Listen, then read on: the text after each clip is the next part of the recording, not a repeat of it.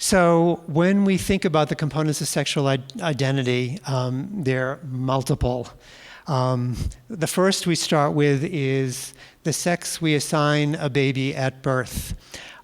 This looks like it's really straightforward, where the doctor or the midwife says, "You've got a boy, you've got a girl."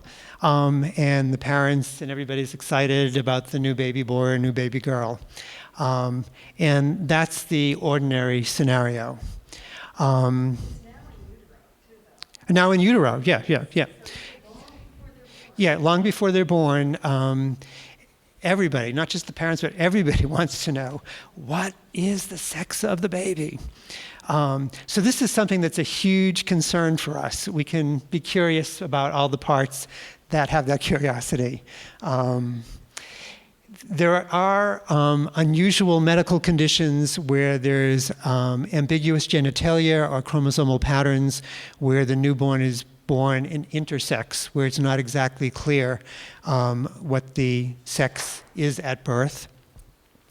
In the past, these babies were almost always given surgery to try to make the baby a boy baby or make the baby a girl baby, and then would be given hormones in puberty to keep the secondary sex characteristics developing according to the direction assigned surgically at birth. There have been many reports of kids who were surgically changed at birth because their genitalia were ambiguous, and learned later on that the direction they were pushed into at surgery at birth did not match sort of their developing gender identity. So today it's more common to not surgically change the baby and just let the child develop and kind of show more naturally what gender direction that child is moving in.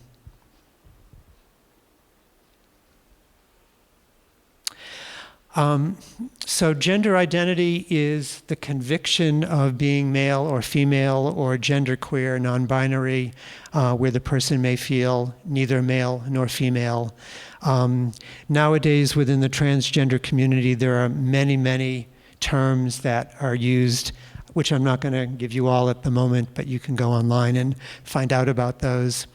But this is really important because the child at a pretty young age begins to feel, I'm a boy or I'm a girl.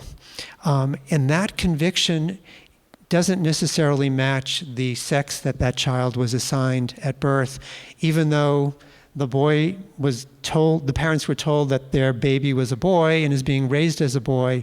By 2 or 3, that boy was wearing dresses and performing theatrical dances, standing on his parents' bed in front of the mirror, and imagining that he's a girl. And so that is a real crucial evolution that's happening for the child. So do you all know the term cisgender? Some yes, some. Cisgender is the conviction that one's gender matches one's birth assignment. So I was assigned male at birth and I feel that I'm a male, I'm a cisgender person. Transgender is, and gender nonconforming identities is when there's a mismatch between the sex we're assigned at birth and the conviction of being male or female or non-binary. Yes? I just want to say something about the use of this term, because often people think about, why do we need to say cisgender or add that or things, but identifying people as trans and not naming ourselves as cisgender is a privilege. And to continually label somebody as other by identifying, well, I'm going to role play a trans couple, or I have a client who's trans, without identifying our couples who are cisgender, again, is a form of privilege and even oppression of those who continually get labeled of what their identity is. So more and more within the community, I think people are trying to really identify themselves as, my daughter, when she's dating, she'll say whether she's dating somebody cis or somebody trans, and as a way to equalize that. So thanks, Joy. That's analogous to identifying a couple as heterosexual. It used to be, Bob and Joan are a couple, blah, blah, blah. But if they were a lesbian couple or a gay couple, you'd say lesbian or gay, but you never mentioned the heterosexual couple. So again, or mentioning the race of a couple, oftentimes you just assume the couple is white, and that's often not the case. So there are a number of dimensions of identity that is important to pull all together. This is a field called intersectionality. Are you familiar with that term? Some, yes. Intersectionality has to do with the intersection of multiple identity factors. So I'm a white, middle-class, Jewish, gay, psychologist, cisgender. There are probably many other dimensions there. So it can be a kind of long list. That is important, kind of as Jory was saying. It's also important because there are aspects of identity that get privileged, as you were saying, and aspects of our identity that get prohibited or disenfranchised. And so it's helpful to understand, for example, let's say a cisgender black lesbian has two aspects of her identity that in our culture are going to be less empowered and might be more subjected to different kinds of discrimination. So all of these identity pieces are really, really important for understanding what is this person's experience in the world.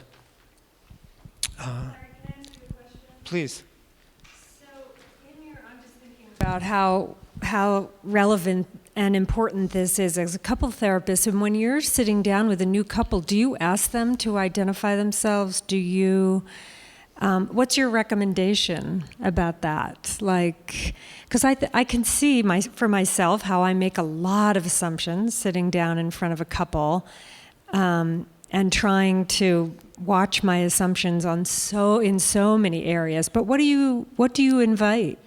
So ordinarily, if I'm beginning with a couple who look like they're male and female, I haven't typically asked, do you identify yourself as male? Do you identify yourself as female? So I think I'm making an assumption there as well. But it can be very helpful to clarify that.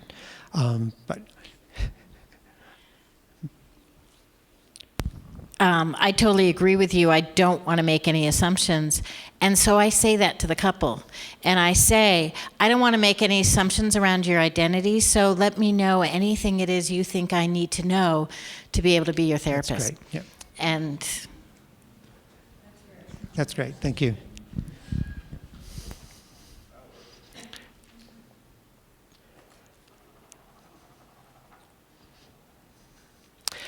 So another component of sexual identity is gender role. That has to do with how we present ourselves in the world, conforming to our society's stereotypes about how a man is supposed to be masculine or how a woman is supposed to be feminine. And we're taught these gender role stereotypes at an early age. We internalize them. And they match for some of us, and they don't match for others. These stereotypes will reinforce sexism. Actually, sexism for men and for women. Another component of sexual identity is sexual orientation, who we're attracted to, males, females, trans persons, or a mix of people. And sexual orientation should be really broken down into two things, one having to do with sexual attraction, another having to do with emotional, romantic attraction. It can really be broken down into more components, but for our conversation, we'll leave it there. Typically, sexual orientation was seen as a one-dimensional continuum, going back to Kinsey's work of the 40s, ranging from exclusively heterosexual to exclusively homosexual. Now we can think of it as two orthogonal dimensions, where one can be attracted attracted to men, attracted to women, but you can then have another dimension, attracted to trans folks, and then you can have multiple dimensions of what kinds of attractions, sexual attraction, romantic attraction. I'll also just add that oftentimes still amongst our colleagues, I hear the term sexual preference. And within the community, really orientation is seen as a much more acceptable term in terms of it's part of my being. It's not necessarily something I choose, although there could be things I choose as well, but that a much more respectful term is orientation. So you're implying something really important, which is there are both genetic biological roots to all of these components, and there are socially learned roots to all of these components. Probably there's a bigger biological influence than we understand. And so it's not so much a preference, it's like, this is me. So this, I'll just go over very quickly, it illustrates some of the complexities when we start bringing together the various components of sexual identity. For example, the first, a baby who's assigned as a girl, she feels she's female, she conforms to societal feminine ways of being, she's attracted to men. We would label her as a heterosexual, cisgender woman. The second example, assigned a sex as girl, feels she's a female, but she tends to be more tomboyish, perhaps.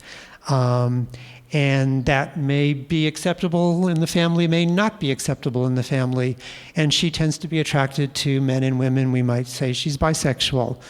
And I'm not going to go through all of the list here, but you can begin to see that the mix and match of the various components add a lot of complexity to who each person is. You can see on the rest of the PowerPoint, when you take a look at it, a few more elements having to do with sexual identity, and also some of the traumatic consequences of growing up in this society where parts of your sexual identity are marginalized or disenfranchised or still seen as pathological, I guess. So our next activity for this morning is we'd like you to take about 15 minutes with your pad of paper and think about these questions for yourself. Sort of what helps you talk about sex with your couples, what gets in the way, are there polarized parts within you that affect how you're talking about sex with your clients? What are your parts' concerns and fears? And actually, we should put in hopes. And then things that I don't know about, or things that confuse me, or places where I think I'm making an assumption, but I'm not sure whether that assumption is accurate or not. So what would your parts need to feel more comfortable talking about sex? And then what are the topics that make you uncomfortable? What are they, and why do they make you uncomfortable? So to take about 15 minutes right now and maybe go inside, check with your parts, and do some self-reflection.